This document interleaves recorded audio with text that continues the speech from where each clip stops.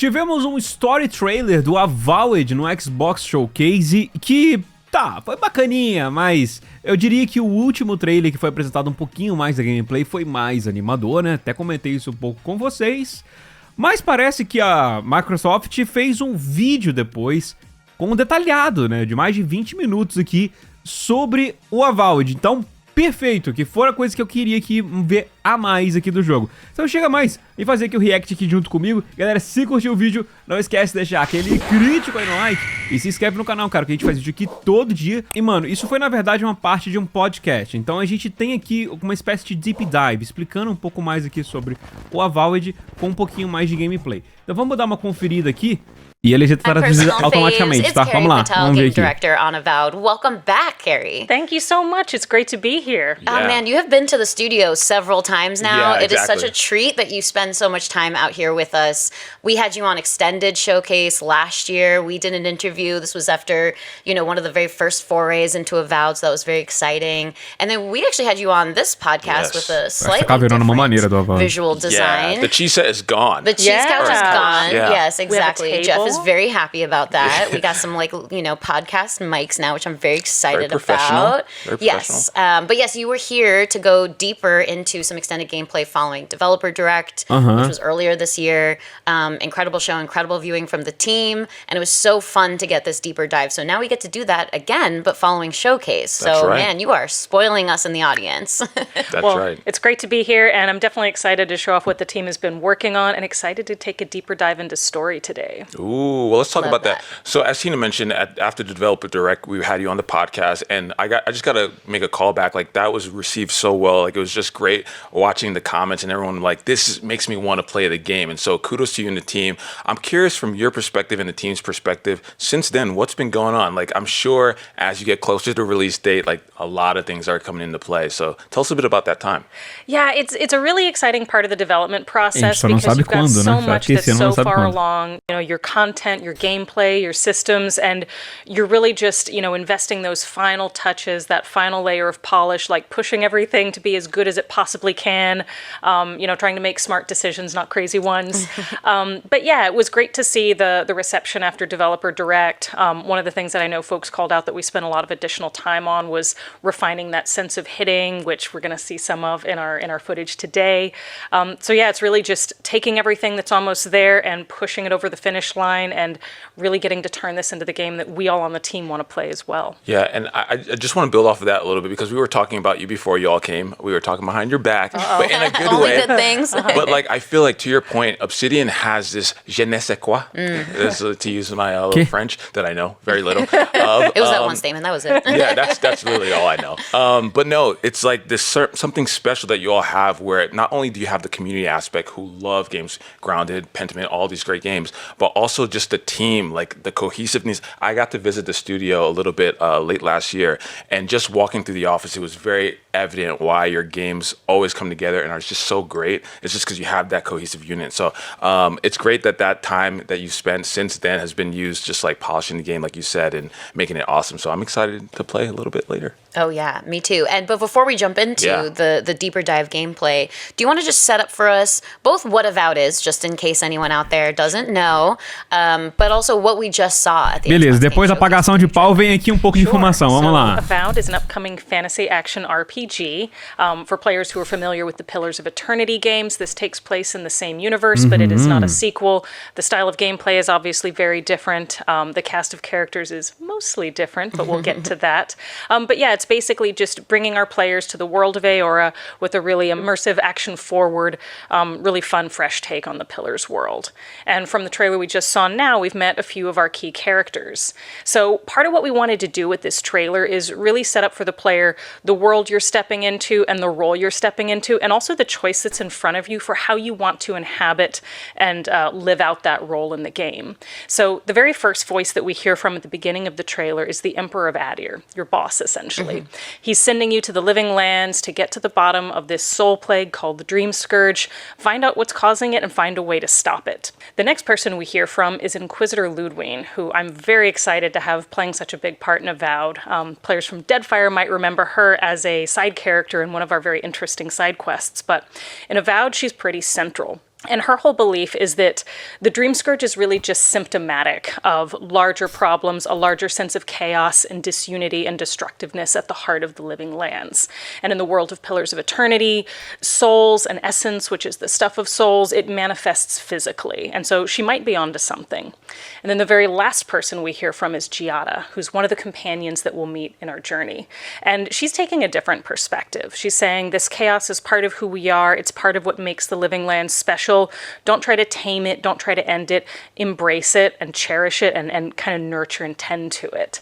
So again, what that really sets up for the player is this is a big world. It's got adventure and danger, and it's also got a lot of choices to make. And it's going to be up to you to decide, what it means to be the envoy of Adir in the living lands and what it means to set things right in this place. Yeah, so to your point, that kind of like obsidian formula, 100%. That player choice and some of that moral intrigue too, like what decisions are you going to make in a moment by moment? Yeah, and I think that's what players, as you said, like that's what players really want. Like they want to feel like they have some agency. They are going to be able to interpret the story that you all build and kind of act on that. And so, o Avowed parece que é jogo que tá bastante de escolhas, né, decisões assim e tal. Gameplay for us to watch. And so let's check some of this out. Tell us a bit about what we're seeing here. Vamos lá. So we're going to start out in Emerald Stair. Which is one of the regions you'll get to explore over the course of the game. We're not too far along, but we have here a lovely nighttime scene. I think this region in particular looks fantastic at night. Very stunning. Yeah, thank you. É bem colorido, né? We Bem have some Sporlings attacking Yatsley, saturado. who is going to be one of our other companions. And you were charging up like your bow and arrow there, and then you're also kind of trying to slice your way through what looks like some very thick top heavy. Ela tá batendo com a guarda. And you're right, we are struggling a little bit. Yeah, you're gonna run for your money here. Yeah. We'll fix that. So part of the problem is we've just transitioned out of an earlier region, and so we haven't upgraded our gear yet. So if we look like we're struggling against these little mushroom guys, it's because we haven't upgraded our weapons so that they're really up to par with the enemies we're gonna face here. So there's a lot of hacking and whacking, but we'll fix that in short order. Oh, fantastic. Caralho. I was about to lose my wits. A menina é ultimate furry, you mano. wouldn't happen to have a ladder on hand, would you? So this is still fairly early into the game too, the setting of Emerald Stair. Yeah. Nice, and then we have Yatsley. Yeah, she's a wizard. She's very fun. She's a little risque in a way that I think makes her a lot of fun to talk to. She's got some very good banters with the other companions. But yeah, she's just a little lightning ball of a lot of personality. And you see the options here, by the way. Also, one of the great things about your game is, of course, dialogue options. Tell us a little bit about how that's playing here. So you noticed with a couple of those that we had a little symbol at the front of those options. Carisma, força. This is an Obsidian game. Some of the options available to you are dictated by choices you make at character creation, choices you make as you level up your character. So some of them are tied to specific attributes. Some of them are tied to specific backgrounds that you choose at the beginning of the game. And a lot of those will really, in different cases, either add some different flavor or personality or possibly a different outcome to that conversation. Here we're really getting to know her as a character, and so, we're just kind of choosing the tonal direction of this conversation. Yeah, she's a little, Cara, a segunda opção fala, pede pra encostar no abdômen. She's flirting with us. She so is. What would happen if we pass the conversation check? É claro que a personagem furry vai estar flertando com a gente. Yeah. Well, you'll have to see in a bit, but yeah, if you flirt with Yatsley, she will flirt back. She seems like a flirtatious type. If you keep encouraging her, she's going to climb you. Careful, darling. I already have a lover. A good one. Skilled with his hands. Que He always carries a ladder. She rebuked me. Oh no. Well, you know what? Maybe keep trying. But Dialogue no. check. Yeah. Yeah. But no, like visually speaking, like I think this is the first time you all are also showing like gameplay at night, right?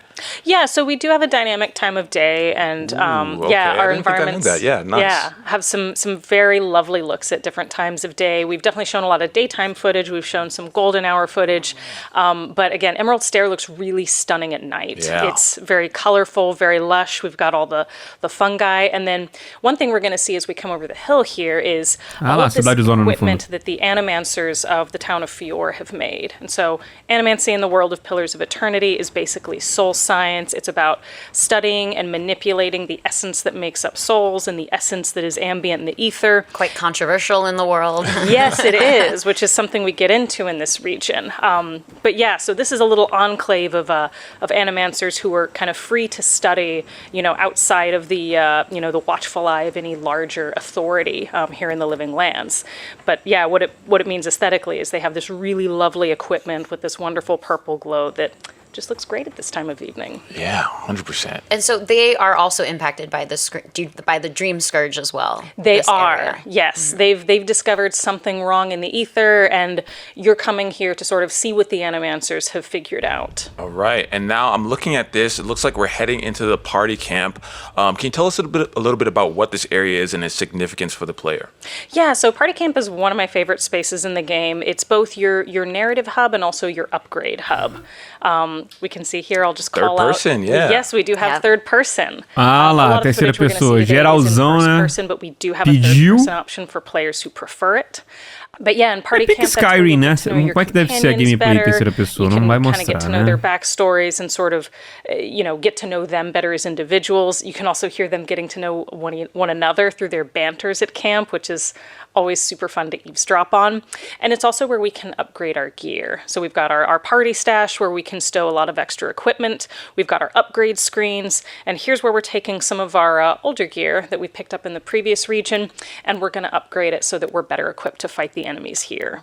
Yeah, Sporlings. Yeah, exactly. We're coming back. Oh, yeah. We're going to be way better. But I want to touch back on what you said around the banter around with your companions. I've always found that, like, in those kind of camp areas in games just in general, like, that's where I love. Yeah. And I love that you all are including banter between the other companions, because that makes it feel more alive. Like, you're just listening to the banter. But is there conflict between some of the companions? They have different takes on the dream scourge and like what you should do with it. Exactly. So what can we expect to hear when we're listening, eavesdropping in on the banter? So you'll hear a lot of different things. One thing we really wanted to create with Party Camp was this sense that, you're adventuring and exploring together through this big wilderness, all of these different landscapes. And Party Camp is this quiet space where you can all kind of huddle together, share a moment of respite. And, the pace and the tone of everything is a lot slower and quieter. So some of the banter is going to be kind of quirky and fun as these characters get to know each other and kind of dig into their different personalities, their different eccentricities.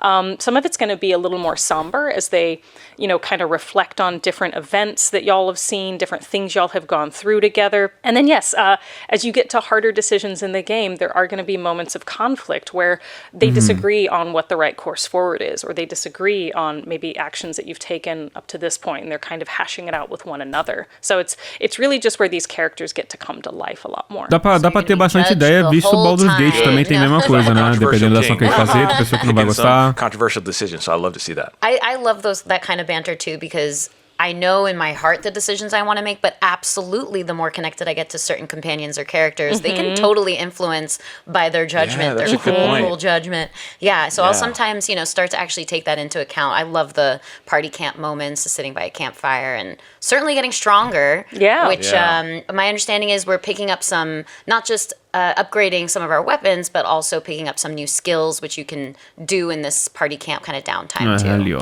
Yeah, so you can upgrade your skills and abilities anywhere as you level up throughout the course of the game. That's one of the things we're doing right now. So on certain level up milestones, we'll get to upgrade our attributes, which we just did, and on every level up milestone, we'll get to pick a new ability. So in this playthrough, it seems like we've got a couple points sitting in reserve, so we're spending these on different abilities in our different trees, and one of the really fun things about the way these are set up is you can really mix and match. Porque você percebe, ele tem várias classes ao mesmo tempo. If you want to be all wizard, you can, build entirely throughout that skill tree.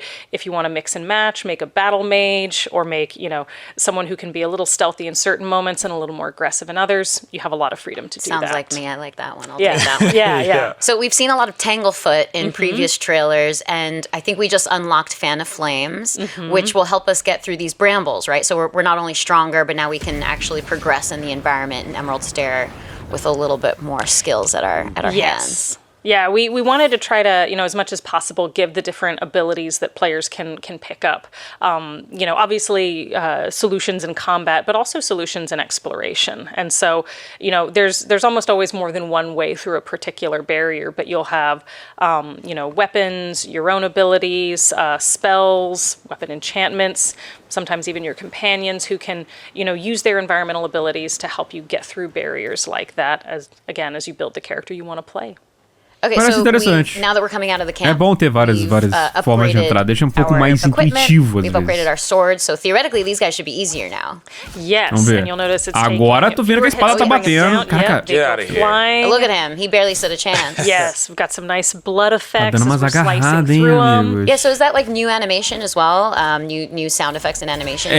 Pô, você tá batendo com essa Yeah. parte aqui, pô, da espada. Yeah, we want to make sure that players are getting clear feedback as to when their gear is effective and when maybe they need to go back to camp. So it looks, it feels, it sounds different when you're playing with appropriately leveled gear. And this guy's a little different looking. Yeah. What's his Little deal? spikes. So this is a caster. So, all of our enemy families will have different unit types among them. And we've seen a lot of these little melee sporlings who just run at us. And it's very cute, actually. It's one of our favorite little animations on the team.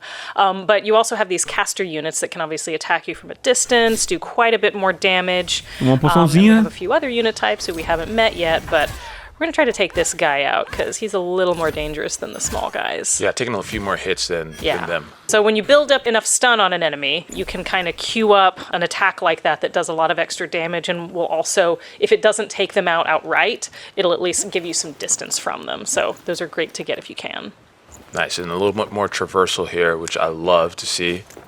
Adds that verticality that we love. Seria legal se a gente pudesse ver também. Discover new things in the game and maybe some hidden things. Exactly. Yeah, it's a very fun mechanic to be able to build content around because, like you said, you can really reward your curious players by hiding a lot of secrets, a lot of fun, a lot of storytelling, and nooks and crannies throughout the levels. And we did just pick up that godless vase, so Yes. we've got our item that Yatsli's been asking us for. Yes. So can you remind us too, as we're looks like we're approaching her now, actually. So what we're kind of exchanging here?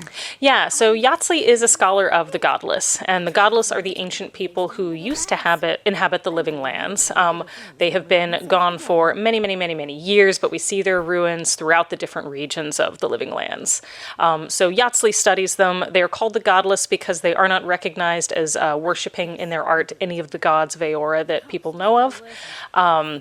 So she wanted this artifact as, part of her studies. So even without Não a ladder, we necessariamente were able to ateu, hein? fetch it for her. Oh, and we just saw a quick flash of ourselves, actually. What? And we are, actually, if you could explain too, because we are a godlike. Yes.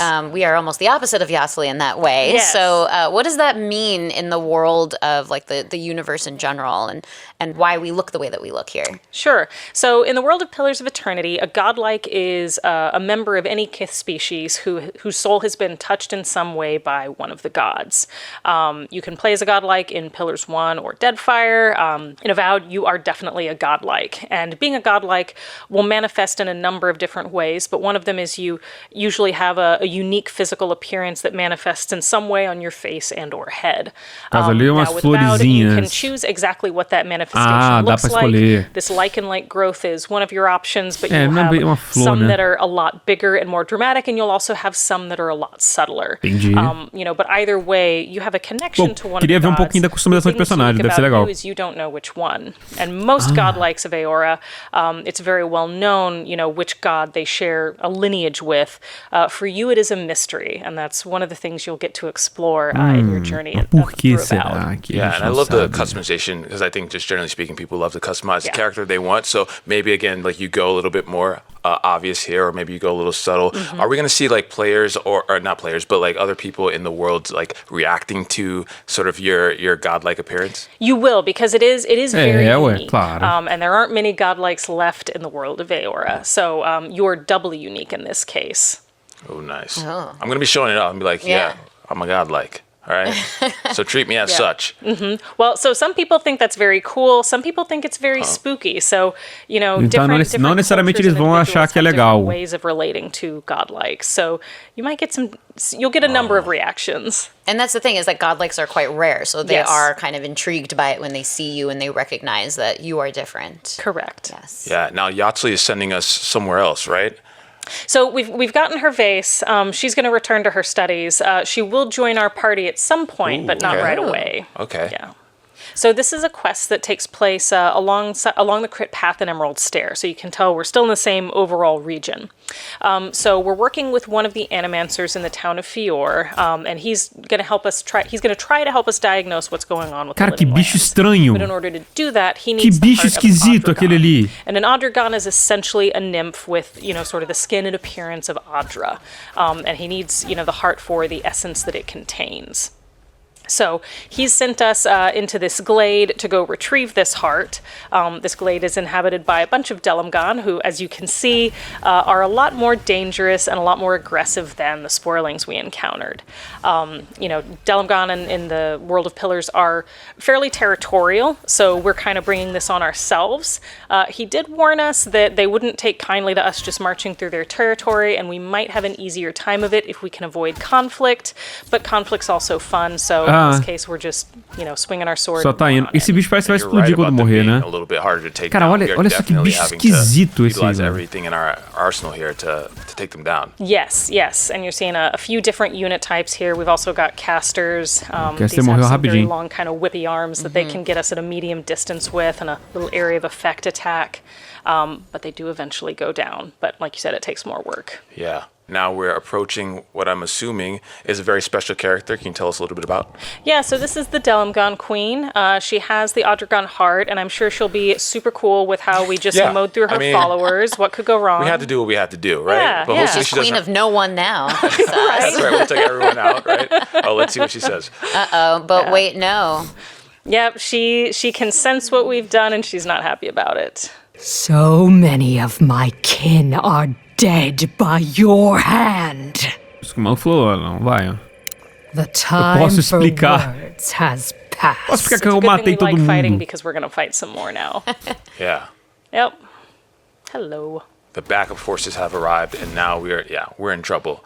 But we're going to leave that a little mystery, right? Não vai mostrar I don't want to give everything away. bastante. So what are we looking at here? This is us kind of respeccing kind of how our character plays, right? Yes, so if you find that you want to try out a new suite of abilities, if you want to approach a particular piece of content like this one in a different way, you can respec. And you might have seen popping up at the beginning of the Parece screen ser bem here, amigável, there né? is a Spec, não cost tem- to doing so, but if you're willing to pay it, you can try out a whole new set of abilities.